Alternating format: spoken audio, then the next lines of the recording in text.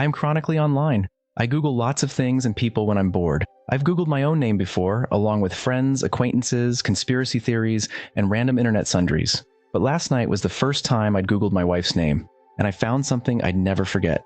The first hit was an obituary. Of course, I assumed it was someone with the same name as her. Her first name is Emily and her last name is pretty common. Not going to share it here because I don't want to be doxxed. But I clicked it anyway, just out of curiosity. My heart fell through the floor when I saw a photo of my wife on the website. Blonde highlighted hair, dark eyes, and the dates matched up too. 1986-2012. According to this obituary, she died when she was 26. I met her when she was 27. There's no way, I thought. This must just be someone who looks like her, with her name and her birth year. But I knew it was too many coincidences to be wrong.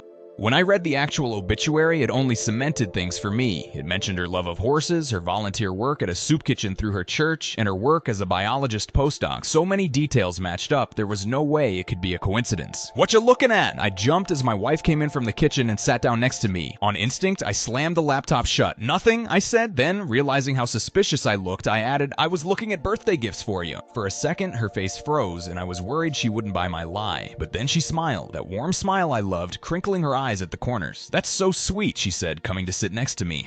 I swallowed. Yeah, she cuddled up next to me, but I felt completely on edge. The warmth of her skin no longer felt warm and inviting. In fact, a chill ran down my spine. After a few minutes, I extricated myself from her embrace. "I don't feel good," I lied. "I'm going to lie down." Okay," she said, pouting. Before she could say anything more, I ran upstairs. As soon as I got on the bed, I brought up the obituary again. I stared at the grainy image of her face. It was definitely her, that warm smile, those mysterious dark eyes. There was no way it could be anyone else.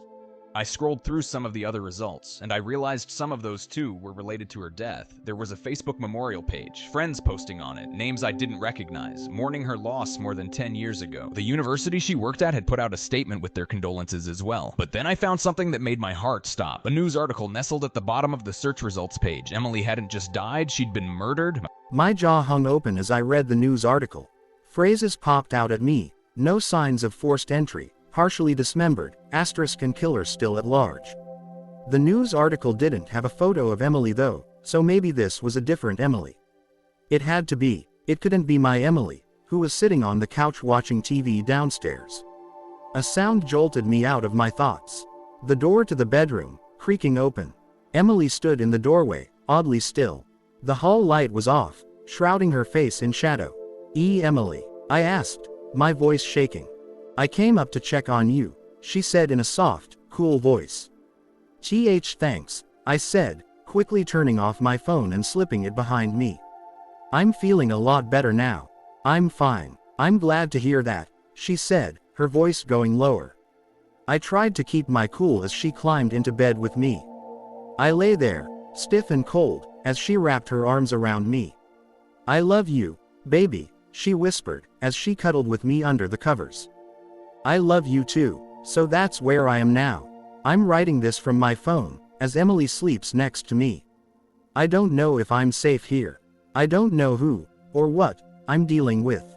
All kinds of crazy scenarios have been floating through my mind. Did Emily have an identical twin that died, and she took over the twin's identity? Is she, some horrible creature from folktales, who killed Emily and took on her appearance?